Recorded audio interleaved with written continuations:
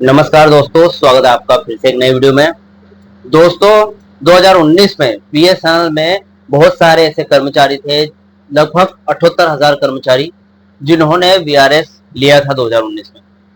अब यहाँ पर बात यह आती है कि सेकंड पीआरसी के दौरान उन्होंने अपनी पेंशन रिवाइज की थी।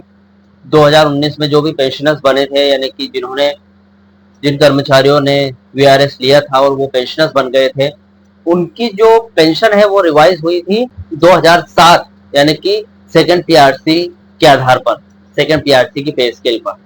अब दोस्तों यहाँ पर सवाल ये आता है कि अगर थर्ड पीआरसी लागू होती है तो जितने भी 2019 वाले वीआरएस वाले जितने भी पेंशनर्स थे, क्या उनको थर्ड पीआरसी का फायदा मिलेगा?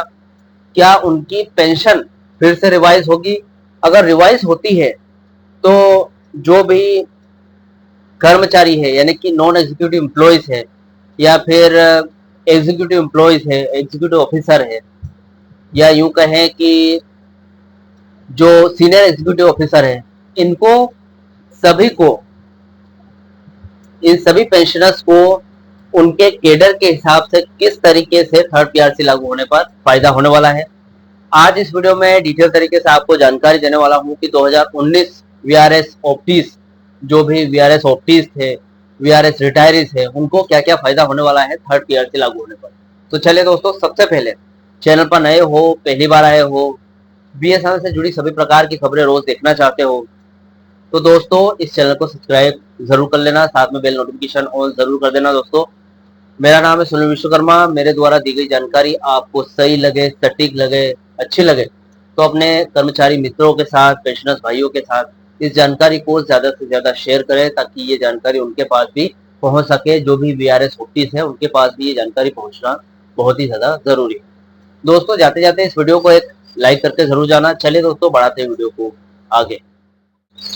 दोस्तों बीएसएनएल में थर्ड पीआरसी लागू होने पर वीआरएस 2019 के तहत रिटायर हुए लगभग 78,000 से भी ज्यादा कर्मचारियों और अधिकारियों को सबसे बड़ा आर्थिक फायदा होगा। ऐसा इसलिए दोस्तों क्योंकि 1 जनवरी 2017 से लागू होने वाले थर्ड पीआरसी के समय सभी कर्मचारी सेवा में, यानी कि सर्विस में थे, और इन्होंने 31 जनवरी 2020 को वीआरएस लिया था। अब यानी 1 जनवरी 2017 से लेकर रिटायरमेंट 31 जनवरी 2020 तक की पूरी अवधि का वेतन एरियर, यानी कि पहले तो वेतन एरियर और फिर बाद में पेंशन एरियर मिलेगा इनको। 2020 में जब उन्होंने रिटायरीज हो गए, पेंशनर्स बन गए, उसके बाद से लेकर अब तक का एरियर, अब पूरी अवधि का वेतन एरियर और उसके बाद का पेंशन, ग्रेचुइटी, लिव इनकेशमेंट और कम्यूटेशन का एरियर इन्हें एक मुफ्त मिलने वाला है। दोस्तों इससे सभी वीआरएस ऑफिस को बहुत ज्यादा फायदा होने वाला है। केडर वाइज अगर बात करूं दोस्तों, तो नॉन एग्जीक्यूटिव या फिर एग्जीक्यूटिव, सीनियर एग्जीक्यूटिव, पूरे मतलब सभी का पूरा कैलकुलेशन सहित बताने वाला हूं किस तरीके से फायदा होने वाला है। देखिए केडर वाइज अगर बात करें दोस्तों फायदों की, तो यहाँ पर अनुमानित ये आंकड़े 1 जनवरी 2017 को 119.5% उस टाइम जो आईडीए चल रहा था, उसको मर्जर करने के बाद, और 5% जो कि सरकार उनकी तरफ से जितना भी फिटमेंट दे दे, 5% या 10% या 15% संभावित फिटमेंट हम मान के चलते हैं, इसके आधार पर तैयार किया गया है मेरी जितनी भी जानकारी। दोस्तों देखिए नॉन एग्जीक्यूटिव कैडर्स की सबसे पहले बात कर लेते हैं। पद की अगर बात करूं, पोस्ट की बात करूं, तो एटीटी हो गए, उसके बाद एसआरटीओटी, टीओए हो गए, telephone mechanic, TM, draftsman, driver, OS, जितने भी एनी 1 से लेकर एनी 10 तक के जितने भी कर्मचारी नॉन एग्जीक्यूटिव एम्प्लॉइज आते हैं, सभी हो गए इसमें। वीआरएस के समय औसतन बेसिक पे की अगर बात करूं दोस्तों, तो 18,000 से 32,000 के आसपास सेकंड पीआरसी में आपका बना था। अब थर्ड पीआरसी के बाद उसमें बढ़ोतरी होकर नया संभावित बेसिक पे आपका कितना बनेगा, 40,000 से 70,000 प्लस तक आपका बनेगा दोस्तों, यानी कि 40,000 से लेकर 70,000 से भी ज्यादा अपनी कैटेगरी वाइज एनी 1 से लेकर एनी 10 तक की कैटेगरी में आप जो भी पोस्ट पर हो उसके हिसाब से बनेगा। जेब में आने वाले फायदे की अगर बात करूं कितना पैसा आएगा, देखिए मासिक पेंशन में बढ़त की अगर बात करूं तो बेसिक पेंशन में 3,500 से लेकर 7,500 तक की प्रति माह की सीधी बढ़त, यानी कि सीधा उछाल देखने को मिलेगा दोस्तों। अब जो ग्रेचुइटी आपको सेकंड पीआरसी के तहत पहले रिवाइज हुआ था, यानी कि ग्रेचुइटी आपको मिला था, वो भी फिर से रिवाइज होएगा और कम से कम उसमें 1.5 से 3.5 लाख रुपए तक का ऊपरी जो बढ़ोतरी आपको देखने को मिलेगी, जो सीधे आपकी जेब में जाएगी। लिव इनकेशमेंट के अंतर की बात करें जो 300 दिन का होता है दोस्तों, इसमें भी 1.5 से 3 लाख तक का अतिरिक्त पैसा मिलेगा जो आपकी जेब में जाएगा। कम्यूटेशन एरिया जो आपने कमिट की थी अपनी पेंशन 40% तक कमिट कर सकते हैं बीएसएनएल कर्मचारी, उस टाइम सेकंड पीआरसी के आधार पर की थी। अब वही 40% जो आपने कमिट की थी उसके ऊपर थर्ड पीआरसी की बेसिक के हिसाब से अतिरिक्त जो फायदा मिलेगा वो कम से कम 2.5 से 5 लाख रुपए तक का एक मुश्त आपको फायदा मिलने वाला है। कुल एक मुश्त सभी जोड़ जाड़ कर अगर करूँ, आपका पेंशन इंक्रीमेंट, लिव इनकेशमेंट, इसी के साथ ग्रेजुएटी, कम्यूटेशन, सब कुछ जोड़ जाड़ के अगर बताऊं तो दोस्तों 5 से 10 लाख रुपए तक एक मुश्त मिलने वाला है आपको, जो कि एक तरीके से फायदे के रूप में आपकी जेब में आएगा। अब एग्जीक्यूटिव ऑफिसर केडर की अगर बात करें, जो कि इनमें पोस्ट की बात करें तो आते हैं दोस्तों जेटीओ, एसडी या फिर एओ, जेओ हो गए, ए या फिर पीएपीएस E1 से लेकर E3 ऑफिसर तक आते हैं यहाँ पर। दोस्तों यहाँ पर वीआरएस के समय औसतन बेसिक पे उनका था 32,000 से 50,000 के बीच में, जो सेकंड पीआरसी के तहत था। अब थर्ड पीआरसी यानी कि वेतन संशोधन होने के बाद थर्ड पीआरसी के आधार पर, भले आज के टाइम पे होगा तो थर्ड पीआरसी के आधार पर आपका बेसिक पे कितना बना होगा, 72,000 से लेकर 1,10,000 रुपए से भी ज्यादा केडर वाइज E1 से लेकर E3 ऑफिसर्स के बनते हैं।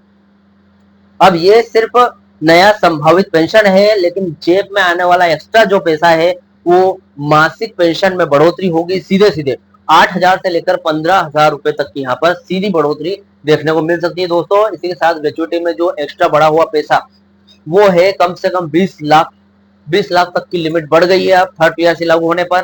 पहले 10 लाख थी सेकंड पीआरसी में, अब 20 लाख हो गए हैं। तो 20 लाख ग्रेचुइटी 20 लाख तक पहुंचने में कम से कम आपका ऊपर बढ़ा हुआ पैसा आएगा 3.5 लाख रुपए से लेकर 6 लाख रुपए के बीच का अंतर आपकी जेब में सीधा आएगा। लिव इनकेशमेंट की बात करूं जो कि 300 दिन की छुट्टियां होती है, जो दोस्तों 3 लाख से 5.5 लाख रुपए का अंतर आएगा इसमें, जो सीधा एरियर के रूप में आपके पास आएगा। अब यहाँ पर कम्यूटेशन की बात करूं तो 4.5 लाख से लेकर 8.5 लाख रुपए का फायदा एक मुश्त थर्ड पीआरसी लागू होने पर एक मुश्त डिफरेंस देखने को मिलेगा। कुल एक मुश्त यानी कि लमसम पेमेंट की अगर बात करूं तो लगभग 10 लाख से लेकर 18 लाख रुपए एनी 1 से लेकर एनी 3 के बीच के जितने भी ऑफिसर आते हैं उनको देखने को मिलेगा। दोस्तों अब सीनियर एग्जीक्यूटिव कैडर्स की बात कर लेते हैं, जो ऑफिसर से ऊपरी लेवल में आते हैं यानी कि सीनियर जो अधिकारी है वो।